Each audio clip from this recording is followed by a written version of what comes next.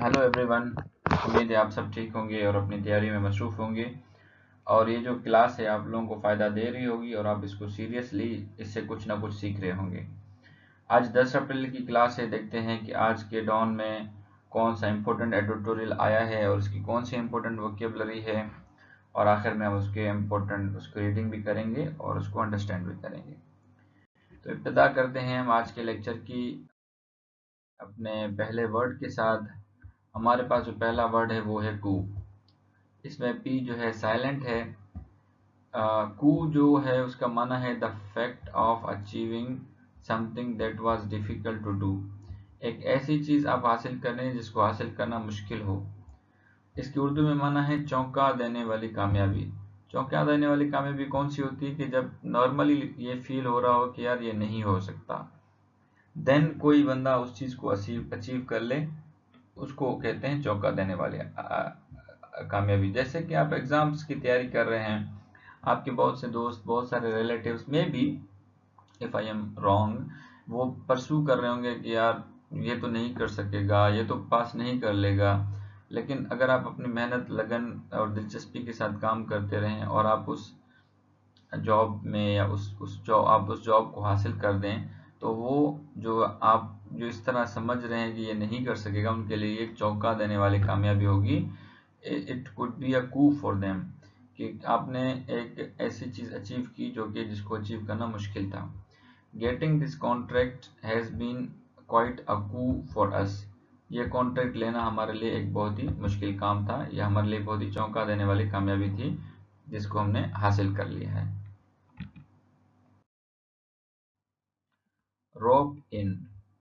रोप देखा होगा, रस्सी को कहते हैं। इसके साथ आई एन प्रेपोजिशन लगा हुआ है तो ये फ्रेजल वर्ब के तौर पे यूज होता है। टू परसुएड, किसी को राजी करना। To join in an activity, वो किसी काम में शामिल हो। और to help to do something, या वो किसी काम के करने के लिए राजी हो। When they do not want to do, जब कोई बंदा इस तरह करना ना चाह रहा हो, उसको कहते हैं रोप इन। रोप इन, देखिए किसी को घेर डाल लेना, जैसे आप किसी को रुमाल डाल लेते हैं, अपनी तरफ खींच लेते हैं, या फिल्मों में आपने देखा होगा कि हीरो जो है वो दुपट्टा हीरोइन को डाल के अपनी तरफ खींच लेता है, इसको कहते हैं रोप इन। यानी शामिल कर लेना, अपने साथ मिला लेना किसी काम में। Everyone was roped in to help with the show. Show में मदद के लिए हर किसी को शामिल किया गया ताकि शो कामयाब हो सके। इंटीमेटली। इंटीमेटली एडवर्ब है, as a part of speech में कनेक्टेड और involve in a very close way. Intimately को थोड़ा सा समझें। अगर कोई शख्स किसी काम को इंटीमेटली कर रहा है तो वो उस काम को बहुत जबरदस्त तरीके से समझ रहा है और वो उस काम में बहुत ज्यादा इन्वॉल्व है और उसको बहुत करीब से जानता है। इसका उर्दू में माना है करीबी तौर पे। She was intimately involve in the project, वो बहुत ही ज्यादा प्रोजेक्ट के साथ कनेक्टेड थी, या वो करीबी तौर पे प्रोजेक्ट के साथ कनेक्टेड थी। इसका मतलब है कि वो प्रोजेक्ट को जानती थी, वो प्रोजेक्ट को समझती थी। वैसे इंटीमेट रिलेशन क्या होता है कि जो दो कपल्स होते हैं, उनके दरमियान जो शादीशुदा जोड़ा होता है, उनके दरमियान जो रिलेशन होता है उसको भी इंटीमेट रिलेशन कहते हैं। मतलब वो भी एक दूसरे के साथ कनेक्टेड होते हैं और एक दूसरे को बहुत जबरदस्त तरीके से जानते हैं। लास्ट वर्ड है accelerate. Accelerate, to happen faster और अर्लियर, किसी चीज का तेजी से होना या वक्त से पहले होना। और to make something happen faster और अर्लियर, या किसी चीज को जल्दी से और वक्त से पहले करने को कहते हैं एक्सेलरेट। यानी कोई चीज खुद तेजी से बढ़ रही है भी एक्सेलरेट होगा, और अगर किसी चीज को तेजी से बढ़ा रहे हैं तभी उसके लिए भी एक्सेलरेट का माना होगा। एक्सेलरेटर आपने देखा होगा गाड़ी में होता है, अगर आपने चलाई है तो जब हम उसको दबाते हैं तो वो गाड़ी तेज चलती है। उसी से इसका वर्ब निकला हुआ है एक्सेलरेट, यानी तेजी से बढ़ाना। इन्फ्लेशन कंटिन्यू टू एक्सेलरेट, अब यहाँ पे इन्फ्लेशन खुद ब खुद बढ़ रही है, तेजी से बढ़ रही है या उसका बढ़ना जारी है। एक आज का जो एडिटोरियल है उसमें थोड़े से कम अल्फाज थे इंपॉर्टेंट, तो इसीलिए मैंने इसमें अल्फाज कम रखे हैं। लेकिन आज का जो एडिटोरियल है वो बहुत ही ज़्यादा इम्पोर्टेंट है। और जैसे कि मैं हर लेक्चर में ये कह रहा हूँ कि अगर आप यहाँ तक पहुँच गए हैं तो काइंडली आपने स्किप नहीं करना। क्यों? क्योंकि अब यहाँ से प्रैक्टिकल पार्ट शुरू होता है क्लास का। और अगर आप चाहते हैं कि आपकी अंग्रेज़ी बेहतर हो, आपकी अंडरस्टैंडिंग बेहतर हो, तो आपने रीडिंग को अवॉइड नहीं करना, क्योंकि रीडिंग ही एक प्रैक्टिकल अप्रोच है। Vocabulary is also a part, but vocabulary जो है सप्लीमेंट करती है रीडिंग को। तो आप अगर यहाँ तक पहुँचे हैं तो आप एक सीरियस कैंडिडेट हैं, तो आपने आगे भी इस चीज़ को जारी रखना है ताकि आप चीज़ों को समझ सकें। आई होप आप लोगों को मेरी बात समझ आ गई होगी। बढ़ते हैं क्लास की तरफ, फोकस दीजिए, ध्यान दीजिए। हमारे पास जो टॉपिक था वो था क्रिप्टो कू। क्रिप्टो कू मतलब क्रिप्टो में एक बड़ी चौंका देने वाली कामयाबी। इट इज क्वाइट द कू। ये इंतहाई अहम कामयाबी है। कू का माना हमने पढ़ा था कि कू का माना क्या होता है। कू का माना है एक ऐसी चीज जो कि चौंका देने वाली हो। ठीक है। One of the most recognisable name in the global crypto currency market.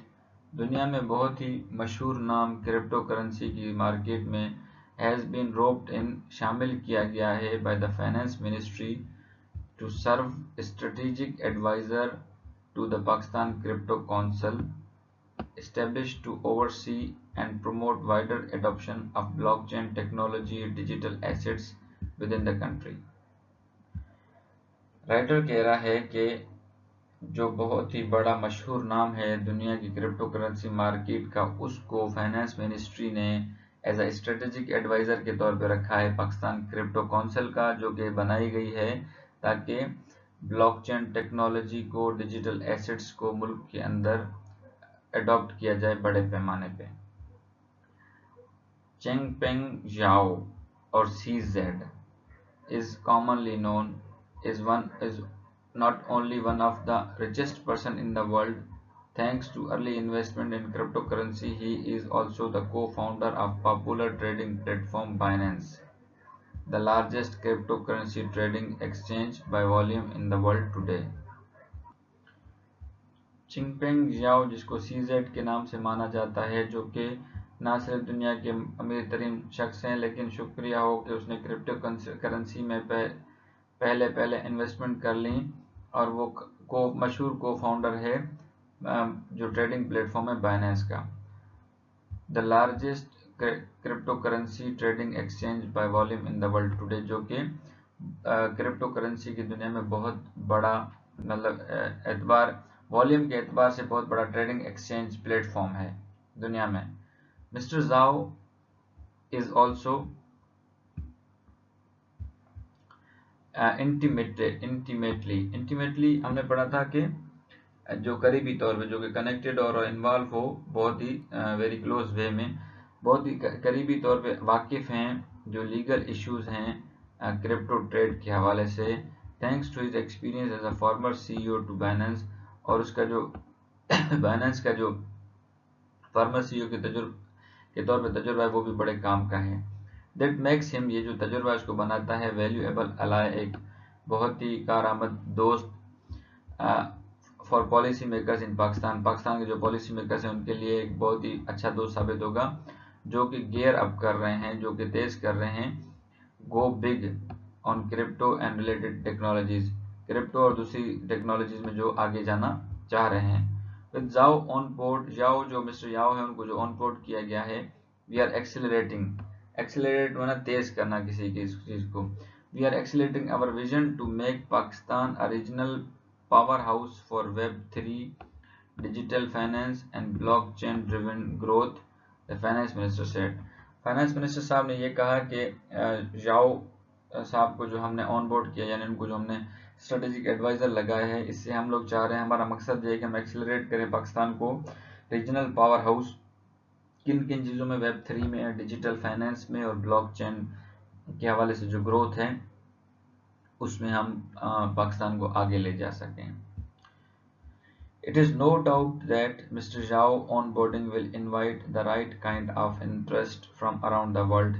इसमें कोई शक नहीं है कि जैसे मिस्टर जाओ को हमने ऑन बोर्ड अपने साथ मिलाया है, ये एक जो सही किस्म का जो मफादात हैं वो दुनिया से यहाँ पे लेकर आएंगे. However, it is also hoped that his opinions and advices will be given careful consideration. Writer ये कह रहे हैं कि ये तो अच्छी बात है कि दुनिया हमारी तरफ आएगी, लेकिन ये भी होना चाहिए कि उसके जो ओपिनियंस हैं, जो ख्यालात हैं और जो उनके मशवरे हैं, उनको भी बड़ी तवज्जो के साथ सुना जाए और उन पर अमल भी किया जाए.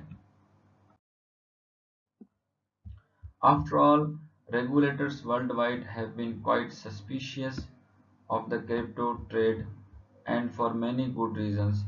कह रहे हैं कि जो रेगुलेटर्स थे, यानी जो रेगुलर जैसे बैंक होते हैं या फाइनेंस एडवाइजरीज होती हैं, मिनिस्ट्रीज होती हैं, यानी दुनिया में जो है ना वो शक में थे क्रिप्टो ट्रेड के हवाले से बहुत सारी वजूहात से. और पाकिस्तान में इवन के बाइनेंस जो है वो still recently been operating in a regulatory grey area, वो भी ग्रे एरिया में ऑपरेट कर रहा था, उसको भी फुली रिकग्निशन नहीं मिली थी.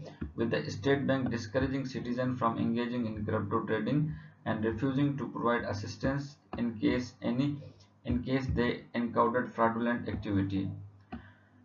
और स्टेट बैंक जो डिस्करेज कर रही थी सिटीजन्स को कि वो क्रिप्टो में ट्रेडिंग करें, और रिफ्यूज कर रही थी किसी भी तरह की मदद की अगर उनके साथ किसी किस्म का फ्रॉड हो रहा था. तो local investors will obviously feel much more confident knowing that the founder of Binance is now on board, but the aim should be to look at the bigger picture.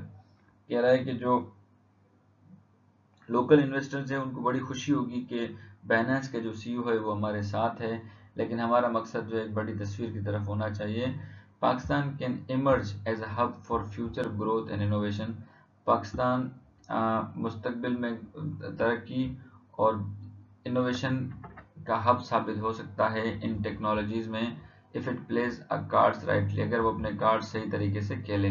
But to do that, लेकिन ये करने के लिए it must overcome many regulatory challenges and limitation.